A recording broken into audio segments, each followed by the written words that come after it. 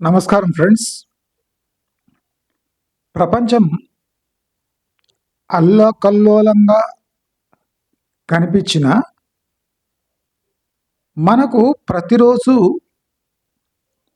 ఈ ప్రపంచంలో జరిగే వింత ఘటనలు ప్రపంచం ఎంత భయంకరంగా బీభత్సంగా డెవలప్ అవుతున్నట్టు కనిపించిన దాంట్లో నివసించే ప్రజలు మైండ్ సెట్ ఎంత వీక్గా తయారవుతుందో మనకు స్పష్టంగా తెలుస్తుంది. ఎవరికి ప్రపంచం గురించి అవగాహన లేదు. ప్రపంచానికి ఈ మనుషుల మనుగడ గురించి అసలు తెలియదు. అంటే అల్లకల్లోలంలో కొంతమంది అమాయకులు, కొంతమంది అతి తెలివిగా ఉన్నవాళ్ళు, కొంతమంది అదృష్టవంతులు, దురదృష్టవంతులు, వీళ్ళందరూ కలిసి ప్రపంచాన్ని ఒక అర్థం కాని భూగోళంగా, అంటే ఒక రౌండ్ మాస్గా తయారు చేస్తున్నారు. నేను రీసెంట్లీ ఒకైన పేదరికం గురించి చెప్పాడు. ఇప్పుడు నేటి ప్రపంచంలో ఆకలి పేదరికానికి నిదర్శనం కాదట. ఆకలి పేదరికానికి నిదర్శనం కాదట. మరి ఆ పేదరికానికి ఏమి నిదర్శనం అంటే చాలా వింతగా నిజమే చెప్పాడు. అటెన్షన్ అంటే ప్రపంచానికి మనమెవరో, అంటే అన్ని ప్రయత్నాలు చేసి ప్రపంచంలో పేరు నిలబెట్టుకోలేని వాడే పేదవాడట. అంటే పేదరికానికి నిదర్శనం మారిపోయింది. ఆకలి చావులు లేవు, ఇప్పుడు అటెన్షన్ లేని చావులు ఉన్నాయి. అంటే ప్రపంచానికి మనమెవరో తెలియదు, అది తెలియజేయాలి. ఫెయిల్ అయితే చచ్చిపోవాలి. ఇది ఆకలి చావులు కాదు, అటెన్షన్ చావులు. ప్రపంచం ఎంత ఫాస్ట్గా మారిపోతుందో ఇవి చూస్తే తెలుస్తుంది. మనిషికి డబ్బున్నా ఏమి కావాలో తెలియదు. ఇదొక పేదరికం. డబ్బు బాగుంది, దాన్ని ఏం చేయాలో తెలియదు. దానివల్ల డిప్రెషన్, దానివల్ల చావు. రిలేషన్షిప్ బాగున్నట్టే ఉంది, ఎవరికి తెలియని అంతర్గత విషయాల వల్ల డిప్రెషన్లో వెళ్ళిపోయి చనిపోవడం. మన సంసారం బాగానే ఉంది, పక్కవాడి కన్నా మన సంసారం బహుశా ఆ స్టాండర్డ్లో లేదని ఆత్మహత్యలు చేసుకోవడం, అఘాత్యాలు చేసుకోవడం.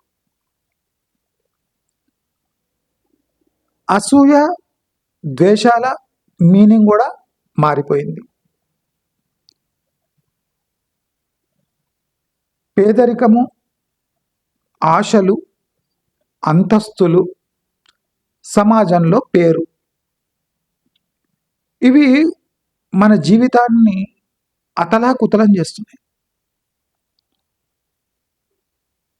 ఒకడు ఒక రకంగా సంపాదిస్తే అదే రకంగా మనం కూడా సంపాదించాలి. చూడండి, సంపాదన ముఖ్యం కాదు, రకం ముఖ్యం. ఇదే విధంగా సంపాదించాలి, ఇంత త్వరగా సంపాదించాలి. సంపాదనలో కూడా పేస్ ఆఫ్ గ్రోత్, ఎంత ఫాస్ట్గా అలాగే సంపాదించగలమా. స్పీడ్ తగ్గొద్దు, మెథడు అదే ఉండాలి. కాలేదంటే బ్రతకడం అనవసరం. ఇవన్నీ సమాజంలో అంటే సావు లేని అంటే క్వాలిటీస్ డెవలప్ అవుతున్నాయి. దేవుడు మనం హాని చేసుకోకుండా పాపులేషన్ని అడ్డగోలుగా పెంచి అంటే బేసిక్ ప్రిన్సిపల్స్ లేని లైఫ్ లీడ్ చేస్తుంటే దేవుడు తన స్టైల్లో మానవుల మెదడును పాడు చేసి పాపులేషన్ తగ్గిస్తున్నాడు. కత్తులు, బాణాలు, గన్స్ అవసరం లేదు. మనిషి మేధస్సును డ్యామేజ్ చేస్తే ప్రకృతి తన పని తాను చేసేస్తుంది. మరి ఇలాంటి సిచ్యువేషన్ నుంచి మనం బయటపడగలమా? ఏదైనా పాజిటివిటీ ఉందా అంటే లేదు, వద్దు. నా ఆన్సర్ ఏమంటే లేదు, వద్దు కూడా. ప్రకృతి తన పని తాను చేసుకొని పోవాలి. సర్వైవల్ ఆఫ్ ది ఫిట్టెస్ట్ అని ఒక థియరీ ఉంది. ఫిట్ అంటే బాడీగా ఫిట్ ఉండడం, సొసైటీని డామినేట్ చేయటం, అది పాస్ట్. ఇప్పుడు సర్వైవల్ ఆఫ్ ది ఫిట్టెస్ట్ అంటే మీ బ్రెయిన్ ఈ సొసైటీ యొక్క అకృత్యాలను, ఆశలను ఎలా తట్టుకొని నిలబడుతుంది, అది సర్వైవల్ ఆఫ్ ది ఫిట్టెస్ట్. మీరు చూడండి, ప్రతి ఒక్క థియరీ, ప్రతి ఒక్క లాజిక్ సమయంతో పాటు తన అర్థాన్నే మార్చుకుంటుంది. నేను బ్యూటిఫుల్ టాపిక్స్ ఎంచుకుంటా, ఎప్పుడు ఇంకా చాలా ఎంచుకుంటా. నేను ఎందుకు చేయనంటే చేసి లాభం లేదు. ఎందుకంటే సమాజం ఇంకా తిరిగి రాని లోకాలకు పయనమైంది. మీరు చెప్పినా తల ఊపుతారు కానీ పాటిస్తారు. నాకు చాలా ఇష్యూస్ చాలా బాధాకరంగా ఉంటాయి. ఇప్పుడు మీ పిల్లల అంటే చదువులు చూసి చాలా మంది సంబరపడుతుంటారు. 90 వచ్చినాయి, 80 వచ్చినాయి, 99.99 వచ్చినాయి. నాకు రీసెంట్ ఎడ్యుకేషన్ ట్రెండ్స్ చూస్తే అసహ్యం వేస్తుంది. మేము లింగంపల్లిలో అంటే బాగలింగంపల్లిలో అంటే కాచిగూడ, బడిచోడి, కాచిగూడ, అక్కడ మా కాలేజ్ ఉంటే మాకు ఎస్ఆర్ నగర్లో సెంటర్ పడేది, మెహందీపట్నంలో సెంటర్ పడేది, ఖైరతాబాద్లో సెంటర్ పడేది. అంటే ఒక 20-30 కిలోమీటర్ దూరం, 20 కిలోమీటర్ దూరం మినిమం. ఇప్పుడు రీసెంట్లీ ఇంటర్మీడియట్ ఎగ్జామ్స్లో కాలేజీకి 100 మీటర్ల దూరంలో సెంటర్లు పడుతున్నాయి. నీ పిల్లలు నా కాలేజీకి వస్తారు, నా కాలేజ్ పిల్లలు నీ దగ్గరకు వస్తారు. అర్థమవుతుంది కదా మీకు? నా పిల్లలు నీ కాలేజీలో పడతారు, నీ పిల్లలు నా కాలేజీలో పడతారు. అయితే మనం ఏం చేయాలి? నా పిల్లలని నువ్వు చూసుకో, నీ పిల్లలని నేను చూసుకుంటా. మధ్యలో నాశనమవుతున్నది ఏమి? ఎడ్యుకేషన్ యొక్క స్టాండర్డ్.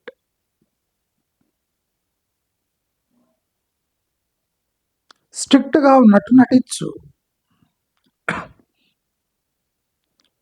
ఒక మోస్తారు కాలేజీలు ఈ లెవెల్లో ఇన్ఫ్లుయెన్స్ చేయగలిగితే పెద్ద పెద్ద కాలేజీలు ఏమేమి చేసి ఉంటాయి? మీ పిల్లలు ఆ కాలేజీలో ఎందుకు వేస్తున్నారు మీరు అర్థం చేసుకోండి. మీ పిల్లల ఎబిలిటీ పెంచడానికి కాదు, ఆ కాలేజ్ యొక్క ఎబిలిటీపై మీ పిల్లలు ఆధారపడి పాస్ కావడానికి. నేను ఇలాంటి వీడియోలు చేస్తే చాలా మంది పిల్లలు చైతన్య, నారాయణ లాంటి సంస్థల్లోనే చదువుకుంటారు. ఒక మోస్తారు కాలేజీలు, నా కాలేజీలో నీ వెయ్యి, నా కాలేజీలో నీ కాలేజ్ పిల్లలు నా దగ్గర వస్తారు అని అగ్రిమెంట్స్ అయిపోతుంటే చిల్లర చిల్లర కాలేజీలు, ఉప్పు అంటే ఎగిరిపోయే కాలేజ్. పిల్లలు కొంతమంది స్కూల్ ఫీజు కట్టకపోతే తాళాలు వేసుకునే స్టేజ్లో ఉన్న కాలేజీలు ఇలా ఉంటే, పెద్ద పెద్ద కాలేజీలు ఏ రకమైన క్వాలిటీ ఎడ్యుకేషన్ ఇస్తాయో, అంటే మీ పిల్లలు పాస్ అయితే చాలు అనే కంట్రీ మెంటాలిటీ చాలా మందికి ఉంటుంది. నేను కాలేజీలో కూడా పనిచేసినా కానీ చెప్తున్నాను. ఇప్పుడు సంబరపడుతుండొచ్చు, నేను 70,000 కట్టినా, 1,00,000 కట్టినా. వాళ్ళు ఎగ్జామ్ ఏ రకంగా నిర్వహిస్తారు, పేపర్ ఏ రకంగా ముందే తెప్పించుకుంటారు, అవే బట్టి కొట్టించి ఎలా పాస్ చేస్తారు. దానివల్ల మీ పిల్లవాడి భవిష్యత్తు ఎంత బాగా తయారవుతుందో మీరే అర్థం చేసుకోవాలి. ఇది పచ్చి నిజాలు, కానీ మీరు ఒప్పుకోరు. అందుకోసం నేను వీడియోలు చేయాలి. ఎందుకంటే మొత్తం సమాజమే తిరకాసుగా ఉంటే, మీరు తిరకాసున్నారు, మీరు తిరకాసున్నారు అంటే ప్రతి వీడియోలో మిమ్మల్ని బ్లేమ్ చేయడం తప్ప నేను చేయగలిగింది ఏం లేదు. కనుక నేను మంచి మంచి టాపిక్స్ కూడా రేజ్ చేయను. ఎందుకంటే అవన్నీ ఇని విడిచిపెట్టే టైప్. ఏది ప్రాక్టికలీ దమ్ముండి నడిపించే స్టేజ్ సొసైటీకి లేదు. కనుక అలా దమ్మున్న టాపిక్స్ చూస్ చేసుకొని చేయడం నేను మానేసిన. మీరు చూస్తుండొచ్చు ఇప్పుడు నా వీడియోస్ ఎట్లా నేను లైట్గానే మాట్లాడుతున్నా. ఎందుకంటే హెవీ ఎమోషన్తో మాట్లాడినా మీ దగ్గర చేంజెస్ రావు. అవును, కరెక్ట్ అని లైక్లు కొడతారు, కానీ జీవితంలో ఏ రకమైన చేంజెస్ రావు అని నాకు అర్థమవుతుంది. సరేగా మనం యూట్యూబ్ చేస్తున్నాం కనుక ఏదో సాధారణమైన విషయాలు రేజ్ చేద్దామని నేను ఈ సాధారణమైన వీడియోలో చేస్తున్నాను. ఎందుకంటే డీప్ అండర్స్టాండింగ్ ఉన్నది, డీప్ థింగ్స్ ఉన్నాయి. ఏమైనా చేసినామంటే మీకు మండుతుంది, ఫస్ట్ అది గిల్టీ ఫీల్ అవుతుంది, ఏదో రకంగా లైక్లు కొడతారు, తర్వాత మర్చిపోతారు. మరి ఎంత ఎమోషనల్గా పోయి సొసైటీని చేంజ్ చేద్దామనే ఒక వీడియోలు చేద్దాం అనుకున్నా నేను లైట్ తీసుకున్నాను. ఎందుకంటే మెజారిటీ ఘోరంగా ఉన్నాక మనం మైనారిటీ చెప్పినా అంటే నువ్వు స్లోగా చెప్తున్నావు, నువ్వు అన్ని సాగదీస్తున్నావు. నేను స్క్రిప్ట్ లేకుండా చెప్తా. నేను ఆల్రెడీ చెప్పిన, ఎవరైనా కొత్త వచ్చిన వాళ్ళకి బ్రెయిన్ పనిచేస్తలేదు. స్క్రిప్ట్ లేకుండా నువ్వు 3 minutes వీడియో చేసి చూపి. నేను 45 నిమిషాల వీడియో చేస్తా స్క్రిప్ట్ లేకుండా. 45 నిమిషాలు ఎవడు ఇంటర్వ్యూ కూడా తీసుకోలేడు. ఇప్పుడు పాడ్కాస్ట్లు ఉంటాయి, ఆ ఎదుటి మనిషి ప్రశ్న వేసే వరకు నాకు ఒక బ్రేక్ దొరుకుతుంది. ఆయన వేసే ప్రశ్నలపై నేను జవాబు చెప్పాలి, అంతేగాని ఇక్కడ అట్లుండదు. కంటిన్యూస్గా నేను చెప్తుంటా. ఎవడు ఆపేటోళ్ళాడు, ప్రశ్నకు జవాబు చెప్పాను, నేనే ప్రశ్న వేసుకోవాలి, దానికి జవాబు చెప్పాలి. నేను అందుకోసం ఎవరన్నా నువ్వు స్లోగా చెప్తున్నావు అంటే 3 minutes వీడియో చేసి నీ యూట్యూబ్లో అప్లోడ్ చేయి, నీ ఇంటి వాళ్ళైనా చూస్తారేమో, ఒకసారి చూసుకో. వాడు ఏమంటాడు, అరే నీకు 3 minutes కూడా వీడియో చేయ జాత కాదరా అంటాడు. అట్లుంటుంది వీడియో అంటే, అంత ఈజీ కాదు. నేను ఎడిట్ చేయను, మీకు అందరికి తెలుసు. ఎడిట్ చేయకుండా ఒక విషయంపై అవగాహన తెచ్చుకొని మాట్లాడడం అంత ఈజీ కథ కాదు. మీరు ట్రై చేయండి. 3 minutes ఎక్కువద్దు, 5-10 minutes కూడా అవుతలేదు, 3 minutes చేయండి సార్. ఇంకా నేనేం చెప్పాలి, నేను అందుకోసం మాట్లాడాలి. మీ స్టాండర్డ్ తెలిసిపోతుంది. నేను ఇన్నేళ్ళు ఏ భాష నమ్ముకున్నా, ఎంత చదువులు చదివినా 3 నిమిషాలు కెమెరా ఆన్ చేసి మాట్లాడాలని దుస్థితి నాకున్నదని మీ తల ఎక్కడేసి కొట్టుకుంటారో నాకు తెలియదు. అందుకోసం అనవసరమైన కమెంట్లు పెట్టద్దు. స్లోగా మాట్లాడుతున్నాను, నేను ఆలోచించి మంచి విషయాలు స్లోగానే మాట్లాడుతాను. స్క్రిప్ట్ ఏదో రాసుకొని వాగితే అది పెద్ద వీడియోకి వాల్యూ ఉండదు. మీ అందరికీ తెలుసు, తక్కువ సబ్స్క్రైబర్స్ ఉన్న పాపులారిటీలో చార్ట్స్లో అంటే కంటెంట్ వాల్యూలో మన ఛానల్ 5 లక్షల గంటలు సంపాదించిందంటే మామూలు విషయం కాదు. అందుకోసం ఇంకా ఉంటున్నాం మనం. ఈ విషయాల్లోకి వస్తే అసలు ఎవరు నమ్మాలి, ఎందుకు నమ్మాలి? మొన్న ఎక్కడో చూసిన, ఎవడో చిట్ ఫండ్ వాడు పారిపోయాడు. ఆంధ్రాలోనో ఎక్కడో ఖమ్మంలోనో ఎక్కడో పారిపోతే, ఆంధ్రాలో అనుకుంటున్నాను, ఇక్కడ కూడా మస్తు అట్లా జరిగినాయి. అక్కడ ఆ చిట్టీలు వేసేట వాళ్ళ ఆర్తనాదాలు విన్నాను. చాలా సంతోషం వేసింది. ఆర్తనాదాలు వింటే సంతోషం వేయడం ఏంటి, శాడిజం కాక అని ఉండొచ్చు. చాలా సంతోషం కలిగింది. వాళ్ళు ఎట్లా ఏడుస్తున్నారు, సార్ మమ్మల్ని మీరే ఆదుకోవాలి సార్, మేము కాయా కష్టం చేసి కూలీ నాలి చేసి 60 లక్షలు సార్, 60 లక్షలు తీసుకొని పారిపోయాడు సార్, వాడు నమ్మక ద్రోహం చేసిండు సార్, 60 లక్షలు అంటే రిపోర్టర్ అడిగాడు. ఇటువంటి ఎంతమంది బాధితులు ఉన్నారమ్మా వాళ్ళ దగ్గర ఇంత సార్, ఏం లేదన్నా 30 లక్షలు 40 లక్షల నుంచి స్టార్ట్ అవుతుంది సార్, ఒక్కొక్కటి మినిమం 30-40 లక్షలు తీసుకున్నాడు సార్, నావి 50 లక్షలు తీసుకున్నాడు సార్, మా ఎట్లన్నా ఆదుకోవాలి సార్, కాయా కష్టం చేసి తిని తినక కడుపు మార్చుకొని 50-60 లక్షలు వీటి దగ్గర పోగేస్తే తీసుకొని వెళ్ళి పరారైంది సార్, రాత్రికి రాత్రి తాళాలు వేసుకొని పోయాడు సార్. కూలీ నాలి చేసి 60 లక్షలు బ్యాంకులో లేకుండా ఒక వడ్డీ వ్యాపారి దగ్గర, అవి చిట్టీలు కావు, వడ్డీ ఆశ చూపితే వాళ్ళు పొదుపు చేసుకున్న డబ్బు 60 లక్షలు, 50 మినిమం 30-40 లక్షల నుంచి స్టార్ట్ అట. 100 కోట్ల తీసుకొని పారిపోయాడు. బ్యాంకులో ఏముండవు, డబ్బులు వీళ్ళకి ఉంటాయి, ల్యాండ్ ఉండదా, ఉంటుంది. 60 లక్షలు కూలీ నాలి. అక్కడ ప్రతి బాధితుడు కూలీ నాలి.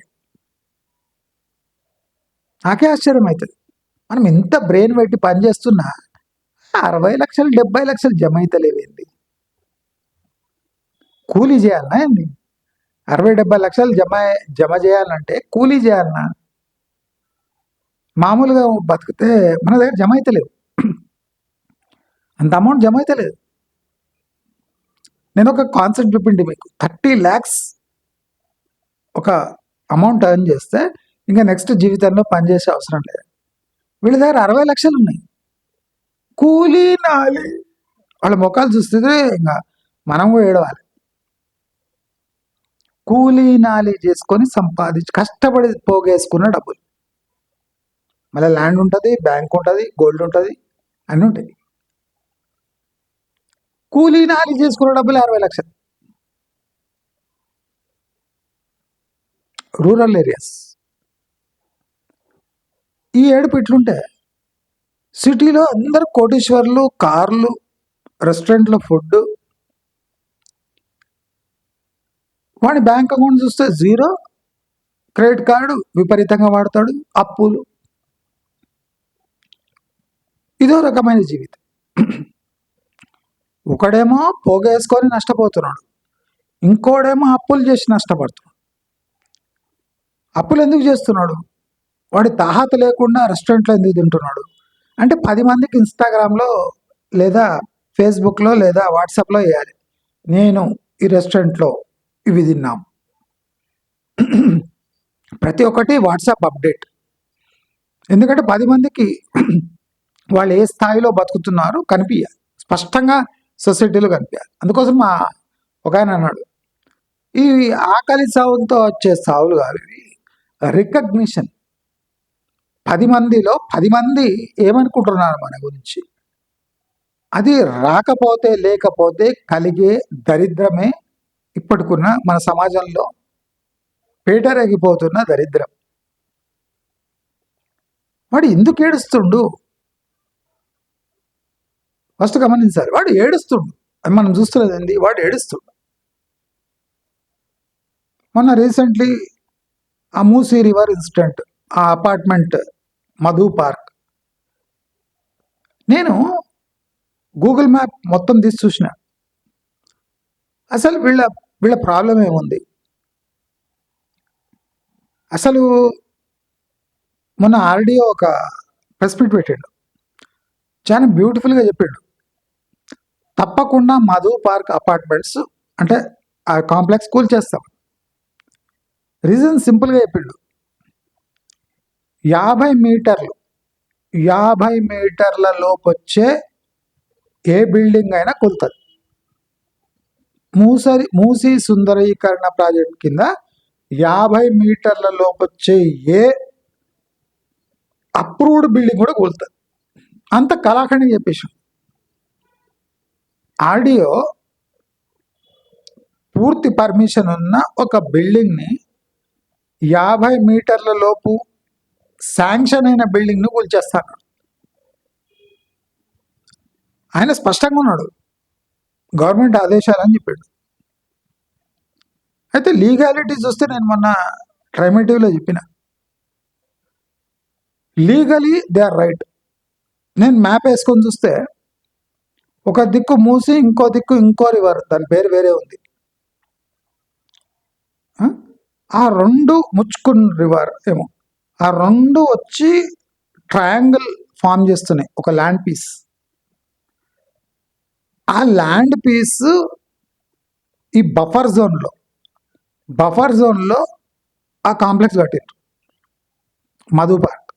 దాంట్లో 2-3 బిల్డింగ్లు పోతున్నాయి, 2-3 కాంప్లెక్స్లు పోతున్నాయి. ఆడియో ఒక ఇంట్రెస్టింగ్ మాట అన్నాడు, ఎవరు అబ్జర్వ్ చేస్తలేము. మేము ఇప్పుడు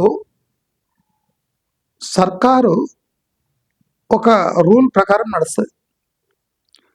రూల్ ప్రకారం బాధితులకు అంటే కాంపన్సేషన్ ఇచ్చి అవి కూలుస్తాం. ఎవరు బాధితులు, ఎవరు ఆస్తిపరులు అనేది చాలా బ్యూటిఫుల్గా చెప్పిండు ఆడియో. అన్లెస్ గవర్నమెంట్స్ దయ చూపి వాళ్ళకి ఏమైనా డబ్బులు ఇస్తే ఇస్తుంది. అని ఏం చెప్పిండంటే, ప్రస్తుతం ఉన్న ల్యాండ్ ఓనర్స్ని గుర్తుపట్టి, దాని లీగాలిటీని గుర్తుపట్టి, ఆ ల్యాండ్ ఓనర్కి కాంపన్సేషన్ ఇవ్వడం జరుగుతుంది.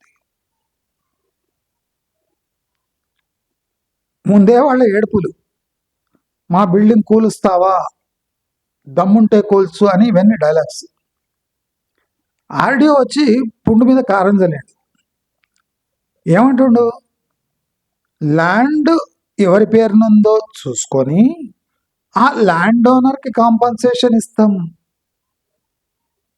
బిల్డింగ్ ఓనర్స్కి కాదు, ల్యాండ్ ఓనర్కి. అంటే ఏదో పూర్వకాలంలో ఎవరి పేరున ఆ ల్యాండ్ ఉంది. ఫర్ ఎగ్జాంపుల్, ఇల్లీగల్ ఆక్యుపేషన్ కావచ్చు ఆ ల్యాండ్, అంటే బిల్డర్ బెదిరిచ్చో ఆ ఓనర్కి ఎంతో అంత ముట్టించో వితౌట్ రిజిస్ట్రేషన్ ఆ ల్యాండ్ మీద ఆ మధు పార్క్ కట్టేసిండు, అమ్మేసిండు బిల్డర్. అంటే ల్యాండ్ ఇంకా ఒరిజినల్ ఓనర్ డీడ్ మీదనే ఉంది. ఆడియో ఎందుకంత స్పష్టమైన మాట అంటాడు, ఫుడ్ మీద కారం చల్లుతుండు. ఏమంటుండంటే, ప్రస్తుతం మేము సర్వే చేసి ఆ ల్యాండ్ ఎవరి పేరున ఉంది ఆ ఓనర్ని గుర్తించి ఆయనకు కాంపన్సేషన్ ఇచ్చే ఆ ల్యాండ్ తీసుకుంటాం. అది బిల్డరో తెలియదు, దాని ముందు అగ్రికల్చర్ పట్టా కింద ఉన్న పేరో తెలియదు, లేదా ఈ టోటల్ ల్యాండ్ అసోసియేషన్ పేరున అయినా అది ఇల్లీగల్. నేను ఎన్నోసార్లు చెప్పిన, పెద్ద పెద్ద బిల్డింగ్లు చూసి మీరు ఇది చేయకండి, బిల్డర్ రెప్యుటేషన్ చూసి మీరు ఫీల్ కాకండి. అది ఇల్లీగల్ ల్యాండ్ పై కూడా ఒక రెప్యూటెడ్ బిల్డర్ కట్టి అమ్ముతుంటే మీరు సిగ్గు లేకుండా, చదువుకున్నారో లేదో తెలియకుండా, డాక్యుమెంట్స్ చెక్ చేసుకోకుండా బిల్డింగ్ ఉంది కదా అని రిజిస్ట్రేషన్ చేసుకుంటే, ఇవాళ చట్ట ప్రకారం ఆ ల్యాండ్ ఓనర్ని గుర్తుపట్టి ల్యాండ్ ఓనర్కి కాంపన్సేషన్ ఇస్తారు. కానీ ఈ మధు పార్కులో కట్టిన అపార్ట్మెంట్ వాసులకు నయా పైసా ఇవ్వకున్నా పర్వాలేదు. బఫర్ జోన్లో బిల్డింగ్ లేపి 100 ఫ్లాట్లు కట్టిన బిల్డింగ్ కొట్టేస్తే రూపాయి కూడా ఫ్లాట్ ఓనర్స్కి ఇవ్వని అవసరం లేదు. Because total flats are illegal. దీంట్లో రెండున్నాయి. రీసెంట్లీ కేసీఆర్ ఉన్నప్పుడు రెగ్యులరైజేషన్ అన్నాడు. అంటే ప్రభుత్వ భూమిలో ఏదైనా నువ్వు కట్టుకున్నా దానికి తగిన డబ్బు చెల్లించి నువ్వు రెగ్యులరైజ్ చేసుకోవచ్చు. కానీ ఇది మూసి బెడ్లో కట్టింది, అంటే టోటలీ ఇల్లీగల్. అది గవర్నమెంట్ ల్యాండ్ కాదు. పట్టా ల్యాండే అగ్రికల్చర్కి యూజ్ చేసుకుంటే పర్వాలేదు, కానీ పర్మనెంట్ స్ట్రక్చర్స్ కడితే అది టోటలీ ఇల్లీగల్. అది గవర్నమెంట్ ఉన్నా కూల్చేయవలసిందే. మూసీ రివర్ బెడ్లో గవర్నమెంట్ హాస్పిటల్ ఉన్నా కూల్చేయవలసిందే. ఇది లీగల్గా వెళితే ఇలా ఉంటుంది. అంటే తీసుకున్న వాళ్ళు ఇక్కడ పాష్గా మాట్లాడుతుండ్రు ఇప్పుడు, కానీ ఏ బుర్ర ఉపయోగించి అక్కడ తీసుకొని ఉంటాడు. మూసి బెడ్ల కడుతున్నాడని వాళ్ళకు కూడా తెలుసు. అప్పుడున్న మూసి ఇప్పుడుంది. అక్కడ గాంధీ పెట్టని, నెహ్రూ పెట్టని, ఎవరిదైనా పెట్టని, ఏం పెట్టకపోని మూసీ రివర్ బెడ్ల కట్టినందుకు నీవు 1000 కోట్ల భవనం కట్టించినా అది రెగ్యులరైజ్ కాదు, అది కూల్చేస్తారు. అన్లెస్ గవర్నమెంట్ దయదలిచి మేము చెయ్యము అంటే వీళ్ళకి రక్షణ ఉంది, కానీ లేకపోతే రక్షణ లేదు. అంటే పై ఏడుపులు చూసి మైకులు పెట్టి ఎమోషన్ని బాగా పెంచితే లీగల్ ఇల్లీగల్ కాదు, ఇల్లీగల్ లీగల్ కాదు. ప్రభుత్వం చేసింది తప్పు కాదు, లీగలీ కాలిస్తే మారలీ రాంగ్ అయి ఉండొచ్చు. ఎందుకంటే అప్పుడు ఈ బిల్డింగ్కి పర్మిషన్ ఎవరిచ్చిండ్రు? ఆ రిటైర్డ్ అయిన వ్యక్తిని తీసుకోపోయి జైలు వేయచ్చు. చేస్తుందా ప్రభుత్వం? పవర్ కోల్పోయిన ఎమ్మెల్యే దానిపై సైన్ చేసి ఉండొచ్చు, లేదా ఒక ముఖ్యమంత్రి స్థాయి వ్యక్తి కూడా అప్పుడు ఆ కాలంలో సైన్ చేసి ఉండొచ్చు. ఆయన లోపల వేస్తారా? అప్పుడున్న విలువలు ఇప్పుడు భూములకు ఉన్నాయా? ప్రభుత్వం తన ఆస్తులను కాపాడుకోవడం చట్టరీత్యా నేరం కాదు అంటది. అప్పుడు ఏం చేస్తారు? ఇప్పుడు రీసెంట్ నడుస్తుంది, భూదాన్ భూముల్లో వందల కొద్ది నివాసాలను తొలగిస్తున్నారు. వాళ్ళ ఏడుపు చూడాలి. ఆటో నడిపి డబుల్ స్టోరీ బిల్డింగ్ కట్టుకొని బోర్ వేసుకొని ఒక షటర్ కూడా కిరాయికి ఇచ్చుకొని ఉంటుంటే సడన్గా వచ్చి రాత్రికి రాత్రే గోల్ చేస్తే ఏం భూములు అవి? భూదాన్ భూములు. భూదాన్ భూములు అప్పుడు ఎందుకు వచ్చింది? అగ్రికల్చర్ ల్యాండ్స్ బడుగు బలహీన వర్గాల్లో చేతుల్లో లేవని ల్యాండ్ సీలింగ్ యాక్ట్ తెచ్చి ఎక్స్ట్రా భూములనంతా భూదానం చేసిండ్రు. దేనికి చేసిండ్రు? అగ్రికల్చర్ కోసం. మీరు అక్కడ ఏం చేస్తుండ్రు? అవి నిషేధిత జాబితాలో ఉన్న భూములు. They cannot be bought or sold. It can be use for only agriculture purpose. The aim of Bhoodan was that. మీరేం చేసిండ్రు? భూదాన్ భూముల్లో మీరు డబుల్ స్టోరీ బిల్డింగ్ కట్టుకొని బోర్ వేసుకుంటే అది లీగల్ అయిపోతుందా? నిషేధిత జాబితాల్లో ఉన్న భూములు, నిషేధిత జాబితాలో ఉన్న భూములపై నువ్వు డబల్ స్టోరీ బిల్డింగ్ కట్టుకొని ఆటో నడిపి కష్టపడి కూలీ నాలీ చేసుకొని, ఇప్పుడు ప్రాబ్లం ఏమొస్తుంది సొసైటీలో అంటే, ప్రైమ్ ఏరియా చూసుకొని ఒక బండి పెట్టి టిఫిన్ సెంటర్ నడిపించేవాడు ఒక హోటల్ అంటే లీగల్గా ఫసై సర్టిఫికేట్ తీసుకొని పెద్ద హోటల్ చేసి ఫర్నిచర్ పెట్టి హైజీనిక్గా వండితే వాడి హోటల్ నడుస్తలేదు. అన్హైజీనిక్గా రోడ్డుపై బండి పెట్టుకొని వాడు కోట్ల రూపాయలు సంపాదిస్తాడు. ఏది లీగల్? జిఎస్టీ కట్టే రెస్టారెంట్ లీగలా? జీరో అంటే ట్యాక్స్ కట్టి కోట్లాది రూపాయలు యూపీఐ పేమెంట్ తీసుకునే బండి లీగల్? అంటే భూమి జీరో కాస్ట్ పై తీసుకొని దానిపై ఇల్లు కట్టేసి, అంటే రెంట్ మిగిలే దాంట్లో ఒక షటర్ వేసి దాన్ని కిరాయికి ఇచ్చి రెంట్ వచ్చే, మళ్ళీ బిల్డింగ్లో రెంట్లు పెట్టి లాస్ట్ ఆటో నడిపి కాయా కష్టం చేసి సంపాదించిన డబుల్ స్టోరీ బిల్డింగ్, ఒక షటర్, ఇంట్లో పెద్ద LED TV, double door fridge, ఇంటి ముందర పాడుపడ్డ ఒక కారు,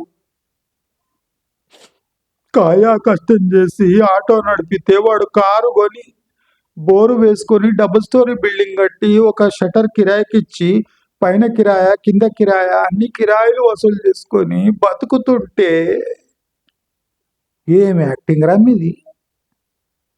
ఆ? నేను అమ్మకు అదే అన్నా. అమ్మ మనకు కూడా ఒక వైట్ రేషన్ కార్డు లేదు, ఎవ్వడు రూపాయి సహాయం చేయలేదు, అసలు మనం ఈ లెవెల్ కన్నా ఎక్కువ ఏడవాలి. కానీ సన్నాసులు చూడు, ఆటో నడిపి కాయా కష్టం చేసి డబుల్ స్టోరీ బిల్డింగ్, కాయా కష్టం చేసి అటువంటి రేకుల షెడ్ వేసుకుంటాడు, అంతేగాని డబుల్ స్టోరీ బిల్డింగ్ కట్టి బోర్ వేసి ఒక షటర్ కిరాయికి ఇచ్చి ఇంటి ముందర కారు నిలబెట్టుకోడు. వీళ్ళకి వైట్ రేషన్ కార్డు, వీళ్ళకి అన్ని గవర్నమెంట్ ఫెసిలిటీస్, కావలిస్తే ఆ ప్లాట్ మీద కూడా రైతు భరోసా తీసుకుంటాడు. అది అగ్రికల్చర్ ప్రాపర్టీ లాగా ఉండి దానిపై రైతు భరోసా కూడా తీసుకుంటుంటాడు ఆ బిల్డింగ్ ఓనర్. దేన్ని నమ్మాలి, ఎవరిని నమ్మాలి? పై కనిపిస్తున్న రంగులను చూసి మభ్యపడాలన్నా, లోతులో ఉన్న మన అంబర్పేటలో ఇవాళ న్యూస్ వస్తుంది, అది ఒక ఆయన భార్య కొడుకు ఆత్మహత్య చేసుకో, ఎందుకంటే ఫైనాన్షియల్ బర్డన్ అట. 3 అంతస్తుల బిల్డింగ్ ఉంది అంబర్పేటలో, ఆత్మహత్య ఎందుకు? Financial problems. ఇవన్నీ ఎందుకు వస్తున్నాయి? 3 అంతస్తుల బిల్డింగ్ కిరాయి ఇచ్చుకొని మెల్లగా చిన్నది ఏదైనా స్టార్ట్ చేసి చేసుకోలేదు. సొసైటీలో పేరు ఫాస్ట్గా రావాలి. ఒక హోటల్ పెడితే లాస్ వచ్చిందంట, ఇంకో హోటల్ బిర్యానీ హోటల్ పెట్టిండట.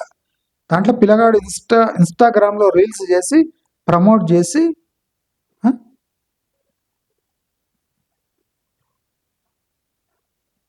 ఒక హోటల్లో లాస్ వచ్చింది, ఇంకో హోటల్ తీసి బిర్యానీ హోటల్ తీసి ఇన్స్టాగ్రామ్లో రీల్స్ వేసి దాన్ని ప్రమోట్ చేస్తున్నాడు. అంటే ఇవాళ రేపు అసలు ఏమనుకుంటున్నారో నాకు అర్థం కాదు. బిజినెస్ అంటే బిర్యానీ అనే చిల్లర, ఇప్పుడు పానీపూరి కన్నా ఘోరం అయిపోయింది. ప్రతి ఒక్కడు బిర్యానీ తయారు చేస్తాం. ఎవరికి లాభాలు వస్తున్నాయి? ఒక చోటేమో బిర్యానీ అమ్మి 70,000 కోట్ల స్కామ్ చేసిండు ఒకడు, షాదాబా ఏం హోటల్, అది ఏమో hotel,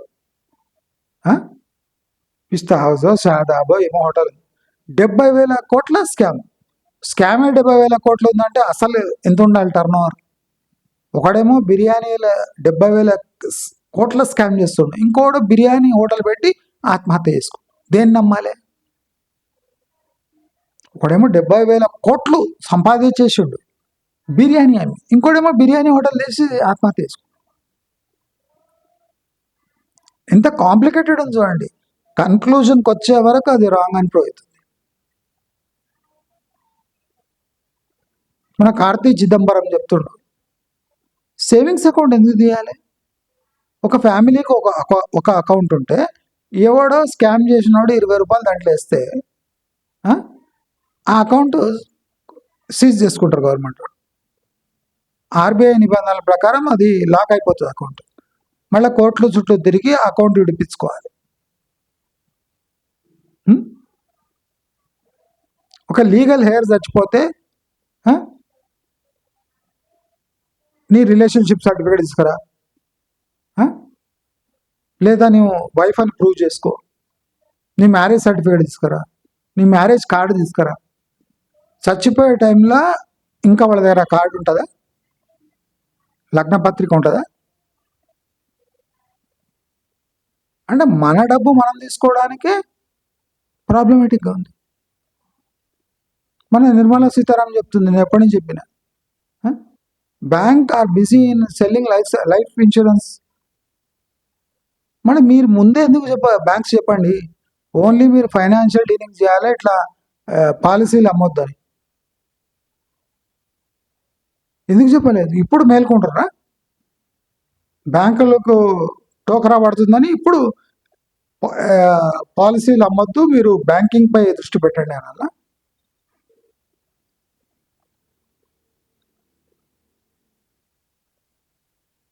Modi government gold bonds అప్పుడు రిలీజ్ చేసింది, అంటే ఇన్ఫ్లేషన్ కన్నా ఎక్కువ పెరగదు అనుకున్నారు, మోదీ గవర్నమెంటే అనుకున్నది. కానీ గోల్డ్ పెరగంగానే ఇప్పుడు 3 లక్షల కోట్ల లాస్లో ఉంది ఆ bonds, gold bonds 3 lakh crores loss. అంటే మోదీ కనిపెట్టలేని ఒక విషయం, అంటే టోటల్ గవర్నమెంటే కన్ఫ్యూజ్ అయిపోయింది. గోల్డ్ ఎందుకు పెరిగిందని, పెరిగిన వల్ల ప్రభుత్వానికి 3 లక్షల కోట్ల లాస్. మీరు ఒక్కొక్క స్టోరీ వింటుండండి. ఏ రకంగా మనం అంటే మన మైండ్ డిస్టర్బ్ అయిపోతుంది. మన గోల్స్ నుంచి డిస్టర్బ్ చేసి వాళ్ళ పంతా నెగ్గించుకొని పోతూనే ఉన్నారు జనాలు. పేదలు కూడా ధనికులు అయిపోతున్నారు. ఏడ్చుకుంటే అన్ని పాలసీలు, అన్ని రేషన్ కార్డులు అన్నీ మింగేస్తున్నారు. రైతు బంధులు మింగుతున్నారు.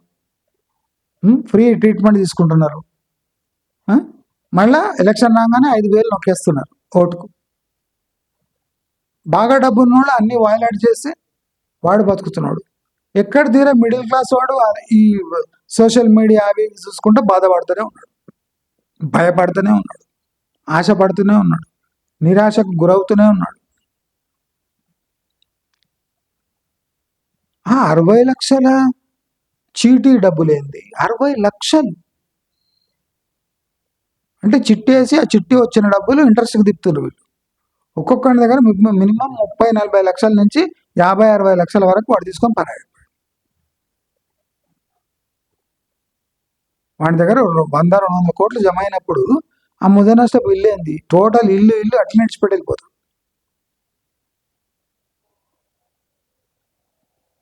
లోకల్లో ఏం జరుగుతుంది? 10 మందికి కనిపించాలి. మన కడుపు నిండితే చాలదు, 10 మందికి నిండినట్టు కనిపించాలి.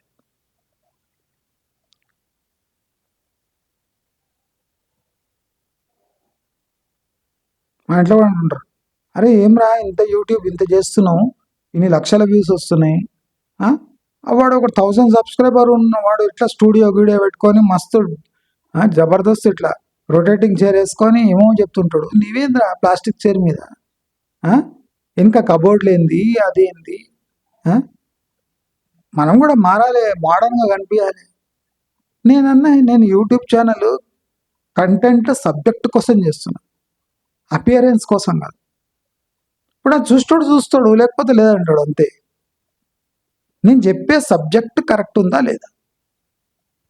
కరెక్ట్ ఉన్నా మనం కనిపించాలి. అట్లా అంట ఎందుకు కనిపించాలి? నేను కనిపించాను, నా ఇష్టమే. రొటేటింగ్ చైర్ వేసుకొని ఇవ్వడానికి ఏం చెప్పాడు? ఒక టేబుల్ పెట్టుకొని దాని మీద కొన్ని కళాఖండాలు పెట్టి ఇంకొకటి స్టాండ్ ఇది పెట్టి టేబుల్ ల్యాంప్ పెట్టి ఒక గ్లామరస్ లొకేషన్ లాగా చూపించి బ్యాక్గ్రౌండ్ పెట్టి ఫస్ట్ సబ్జెక్ట్ కరెక్ట్ ఉందా లేదా? జనాలు ఆల్ ఇండియా రేడియో వింటున్నట్టు విన్నా పర్వాలేదు. నేను అలాంటి ఆర్భాటాలకు పోను. మొన్నటి రోజు నేను జియో డబ్బా ఫోన్లో చేసిన 1200 వీడియోలు. నేను జియో డబ్బా first model black colour phone 1100, 1200 1 year free. ఆ ఫోన్ తీసుకొని 1200 వీడియోలు చేసిన. అది యూట్యూబ్ ఛానల్ కాదు, ఆల్ ఇండియా రేడియో లాంటి ఛానల్. సబ్జెక్ట్ బాగుంటుంది, బలంగా ఉంటుంది. స్లోగా మాట్లాడుతున్నా అంటే నేను ఇట్లే మాట్లాడతాను, ఇదే పేస్తో మాట్లాడతాను. మీకోసం చేంజ్ కాను. నేను చేసే ఎక్స్పెరిమెంట్స్ చేస్తూనే ఉంటాను. ఒకటి చెప్పిండా నేను చేంజ్ కాను. నాకు నచ్చకపోతే నేను చేంజ్ చేసేస్తాను. నువ్వు స్లోగా మాట్లాడు, నువ్వు ఇట్లా మాట్లాడు, నువ్వు అట్లా చేసేది నేను, నడిపేది నేను, బాధ్యత నాది. కంటెంట్ బాగుందా లేదా? నచ్చలేదు వినకండి, ప్రాబ్లం ఏం లేదు. నేను అదే చెప్తా, టేబుల్లు బ్యాక్గ్రౌండ్లు ఇవన్నీ భ్రమ. ఇప్పుడు ఇదంతా భ్రమనే కదా. నేను 1200 వీడియోలు ముదనష్టపు జియో ఫోన్లో తీస్తే ఇవ్వడానికి ఏం తెలియలేదు. మానిటైజ్ అయిపోయింది. 5 లక్షల గంటల వాచ్ టైం. అంటే జియో ఫోన్ ఎండ్ చేసి స్మార్ట్ ఫోన్ యూజ్ చేసేటప్పటికే 3 lakh watch hours. 3 lakh watch hours Jio డబ్బా ఫోన్ నుంచి. అంటే ఏమర్థం? నా సబ్జెక్టు వినడానికి జనాలు చూస్తున్నారు, నా ముఖం చూడడం కాదు, నా బ్యాక్గ్రౌండ్ చూడడం కాదు. నేను చెప్పే మాటలు కరెక్ట్గా ఉన్నాయా లేదా, అర్థమవుతుందా లేదా జనాలకు, జనాలు ఉపయోగించుకుంటున్నారా లేదా? ఇప్పుడు నేను రియల్ ఎస్టేట్ బొచ్చడి గిడే చేసిన, జనాలు తీసుకుంటూనే ఉన్నారు. తీసుకొని నాకు బాధ లేదు. తీసుకోని వాళ్ళకు ఏం లాభం అయింది. సబ్జెక్టుకు స్టిక్ అయ్యి నేను మెల్లగా చక్కగా అందరికీ అర్థమయ్యేటట్టు చెప్తా. లేదు నువ్వు ఫాస్ట్గా చెప్పు అంటే స్క్రిప్ట్ నేను చదవను. ఇప్పుడు ఇదంతా మాట్లాడుతున్నా, అలోగా మాట్లాడుతా, ఒక గ్రూప్లో కూర్చొని చాట్ చేసినట్టు చేస్తాను. నేను మీటింగ్లో ప్రసంగించేటట్టు ఇట్లా పేపర్లు పెట్టుకొని ప్రసంగించాలి. నాకు ఒకసారి పేర్లు గుర్తుకురావు, ఒకసారి సబ్జెక్టే మర్చిపోతా, పాయింట్లు రాసుకోను, పాయింట్లు కూడా రాసుకోను. ఓన్లీ ప్రాజెక్ట్ రివ్యూ చేసేటప్పుడు ఎన్ని ఫ్లాట్స్, ఎన్ని ఫ్లోర్స్, ఇవి రాసుకుంటాను. Only project review. మిగతా వీడియోస్ అన్నీ నేను ఇట్లా ఉట్టినే చెప్పేస్తాను. సబ్జెక్టుపై కాన్ఫిడెన్స్ ఉన్నాక ఈ స్క్రిప్టులు, ఆర్భాటాలు ఇవి నాకు అవసరం లేదు. ఇప్పుడు నేను చెప్పినవి కరెక్ట్ అవుతున్నా లేవా చాలు. దానికి బ్యాక్గ్రౌండ్ ఎందుకు, ల్యాంపులు ఎందుకు, టేబుల్ ఎందుకు, రొటేటింగ్ చైర్ ఎందుకు, అడ్వాన్స్డ్ మైకులు ఎందుకు? సబ్జెక్టు వాళ్ళ చెవులో క్లియర్గా వినిపిస్తుంది. మెల్లగా అంటున్నారు, నేను అంతే మాట్లాడతాను. నాకు దానికన్నా ఫాస్ట్గా చేత కాదు, నేను చెయ్యను కూడా. నేను మంది కోసం మారను, నా వల్ల మంది మారాలి, అందుకోసం వీడియోస్ చేస్తాను. అర్థమైందా? చేంజ్ అయితే అవుతారు, లేకపోతే లేదు. నేను అంత కేర్ ఫ్రీ. చేంజ్ అయితే మంచిది, లేకపోతే మీ అదృష్టం, మీ దురదృష్టం, ఎట్లుంటుంది అట్లయితే. కనుక ఇప్పుడు మనం అటెన్షన్ కోసం 10 మంది కోసం బతుకుతున్నాం. తప్పు లేదు, దాని శాతం ఎంత ఉండాలో చూసుకోవాలి. 10 మంది కోసం ఎప్పుడు బతకాలంటే 10 మంది మన కోసం ఏదైనా ఆశ పెట్టుకొని చూస్తుంటే మనం 10 మంది కోసం బతకాలి. పట్టించుకొని సమాజం కోసం పాకులాడుతూ బతకటం మానుకోండి, దయచేసి మానుకోండి. ఇప్పుడు ఏఐ వల్ల అయ్యే డ్యామేజెస్ నేను కంటిన్యూస్ చేస్తూనే ఉన్నా. అసలు బయట చూస్తే అసలు ఏఐ ఉన్నట్టు కూడా తెలుస్తలేదు. అంత ట్రాఫిక్, పోతూనే ఉన్నారు, వస్తూనే ఉన్నారు, ఏమేస్తున్నారు, ఇంకా ఎంసెట్ అంటుండ్రు, ఐఐటి అంటుండ్రు. అసలు ఏఐ ఇంత డ్యామేజ్ చేస్తుందని అసలు బయట ప్రపంచానికి తెలిసినట్టే లేదనిపిస్తుంది.